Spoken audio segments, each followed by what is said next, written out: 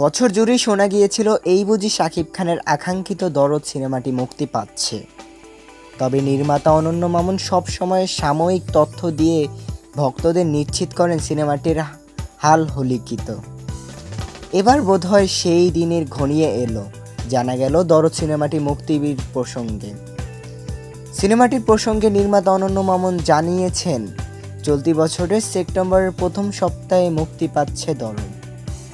এর আগে শোনা গিয়েছিল সিনেমাটি একাধিক ভাষায় ডাব করে একসঙ্গে 30টি দেশে মুক্তি দেওয়ার ঘোষণা দেবেন অনন্য মামুন। শুধু তাই নয়, জানিয়েছিলেন 2 ফেব্রুয়ারি ছবিটি প্রেক্ষাগৃহে আসবে। এতে শাকিব খানের সঙ্গে জুটি বেঁধে অভিনয় করেছেন বলিউডের সোনাল চৌহান। সিনেমাটির শুটিং হয়েছে ভারতের বেনারসি ও এলাহাবাদে।